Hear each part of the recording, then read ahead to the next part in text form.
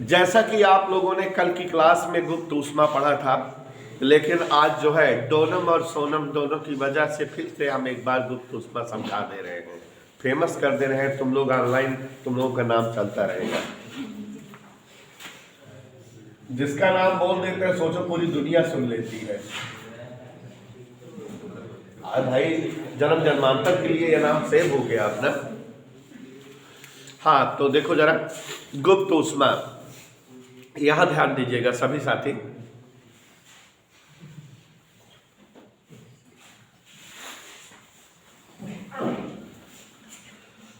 आपको कल समझाए थे कि वस्तुओं की अवस्था परिवर्तन हेतु आवश्यक ऊष्मा गुप्त ऊष्मा होती है। यहां पर आपने जो है कुछ दिन पहले आपको पढ़ाए थे हम विशिष्ट ऊष्मा, ताप बढ़ाने के लिए आवश्यक ऊष्मा विशिष्ट ऊष्मा कहलाती है। सीपी और सीबी दो प्रकार की थी, फिर एमसीपी एमसीबी ये भी दो प्रकार की विशिष्ट ऊष्माओं को समझाए थे। याद करिए कल की क्लास में हमने आपको एक्सप्लेन किया था कि किसी पदार्थ की अवस्था परिवर्तन हेतु आवश्यक ऊष्मा की मात्रा पदार्थ के द्रव्यमान के समानुपाती होती है। याद है कि नहीं? और यहाँ समानुपाती चिन्ह हटाने के लिए प्यारे बच्चों नियतांक एल का प्रयोग करते हैं, और ये Q बराबर ml, ये सूत्र आ जाता है गुप्त ऊष्मा का। जहां बेटा एल क्या है हमसे पूछो, एल बराबर गुप्त ऊष्मा है, लेटेंट हीट, गुप्त ऊष्मा। और बच्चों ये जान लीजिए कि एल का मान निकालना चाहें तो Q अपान m, इसका मात्रक कैलोरी प्रति ग्राम। कल हम इसको समझाए थे, लिखा नहीं पाए थे। विनय सूत्र बच्चों बदतमीजों N2T-2। परिभाषा मूर्खों अगर इसकी निकालनी हो तो नीचे वाले पद को अंकुरनान क्या कर देते हैं, 1। देखो बेटा मलिक से m बराबर अगर 1 कर दे तो l बराबर क्या आ जाएगा। तो यहाँ देखो परिभाषा मेंटेन हो जाती है। अगर इसकी हम परिभाषा बनाना चाहें तो यहां ध्यान से देखो, एकांक द्रव्यमान की वस्तु की अवस्था परिवर्तन हेतु आवश्यक ऊष्मा की मात्रा उसके पदार्थ की गुप्त ऊष्मा कहलाती है। किसी पदार्थ के एकांक मात्रा की अवस्था परिवर्तन करने के लिए आवश्यक ऊष्मा की मात्रा। आपको बताना चाहूंगा प्यारे बच्चों कि गुप्त ऊष्मा दो प्रकार की होती है। कै प्रकार की? नहीं मानोगे? गलन की गुप्त ऊष्मा। शिवांशु बेटा इतना डिटेल में तो हीट पढ़ावत ना जितना हम पढ़ावत है, सचमुच। गलन की गुप्त ऊष्मा और वाष्पन की गुप्त ऊष्मा अच्छे से समझ लो बेटा, सभी लोग बेटा। गलन की गुप्त ऊष्मा और समझ आ रहा है बेटा? गलन की गुप्त ऊष्मा क्या है, वाष्पन की गुप्त ऊष्मा। शिवांशु यहां देखो, गलन जानते हो, ठोस से द्रव बन जाना। तो ठोस से द्रव बन जाने के लिए ऊष्मा चाहिए ना, जो ऊष्मा चाहिए वही गुप्त ऊष्मा होगी, लेकिन द्रव्यमान कितना होना चाहिए। चलो अब परिभाषा बोल दे। चलो,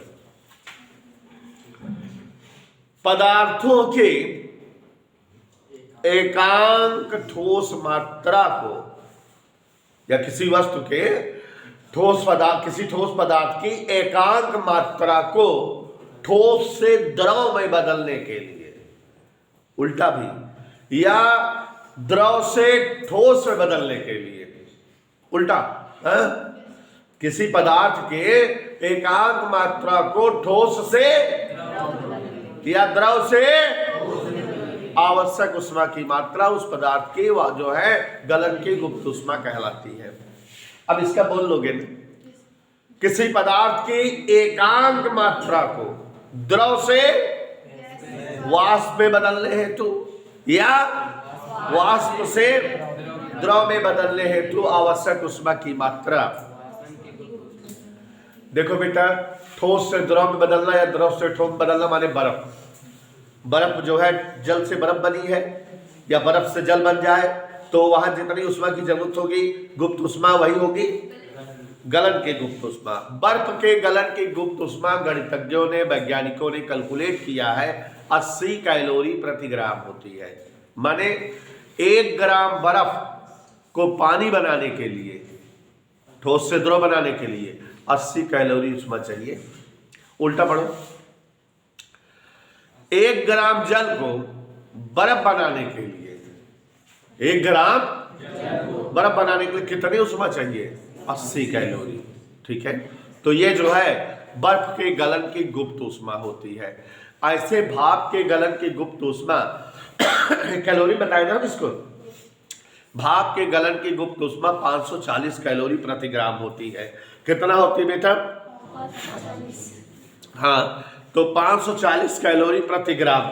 अब इसका मतलब समझो कि अगर, समझ नहीं रहे हो सब लोग, अगर जो है 1 ग्राम जल को भाप में बदलना हो वाष्प में, या 1 ग्राम वाष्प को जल में बदलना हो तो कितनी उष्मा चाहिए?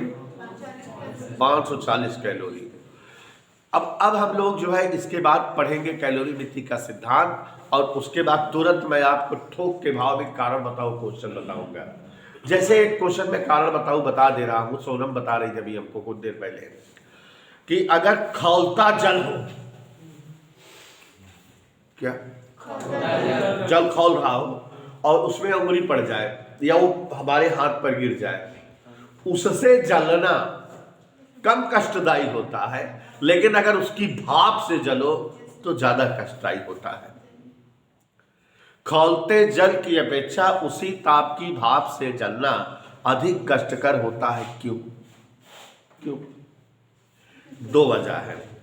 क्योंकि जब जल खौलता रहता है तो केवल हमारे त्वचा की ऊपरी सतह तक पहुंचता है, केवल ऊपरी सतह प्रभावित होती है, जबकि भाप हमारे जो है त्वचा के छिद्रों से भीतर तक प्रवेश कर जाती है, तो त्वचा की भीतरी परत भी प्रभावित होती है। इसलिए जो है भाप से जलना अत्यधिक कष्टदायी होता है। एक और रीजन, खौलते जल की उष्मा से कई गुना ज्यादा उष्मा भाप की होती है। भाप की उष्मा 540 कैलोरी है, तो खौलते जल की अपेक्षा ये उष्मा जो है बहुत ज्यादा है, और इसलिए खौलते जल की अपेक्षा भाप या वाष्प से जलना अधिक कष्टकर होता है। तो बेटा मलिक्षण एक बार फिर से बता दें, ध्यान से देखो। किसी पदार्थ की एकांक मात्रा की अवस्था परिवर्तन हेतु आवश्यक उष्मा की मात्रा उस पदार्थ की गुप्त उष्मा कहलाती है। एल से डिनोट होती है, एल बराबर क्यू अपान एम। मात्रा किसका? जूल प्रतिग्राम या कैलोरी प्रतिग्राम। बेनी सूत्र इसका m0 L2 T-2 होता है। और प्यारे साथियों, गुप्त उष्मा कितने प्रकार की होती है? 2 प्रकार की। गलन की गुप्त उष्मा और किसी पदार्थ के एकांक मात्रा को ठोस से द्रव में बदलने के लिए आवश्यक उष्मा की मात्रा, या द्रव से आवश्यक उष्मा की मात्रा गलन की गुप्त उष्मा कहलाती है। बर्फा की गलन की गुप्त उष्मा 80 कैलोरी प्रति ग्राम है।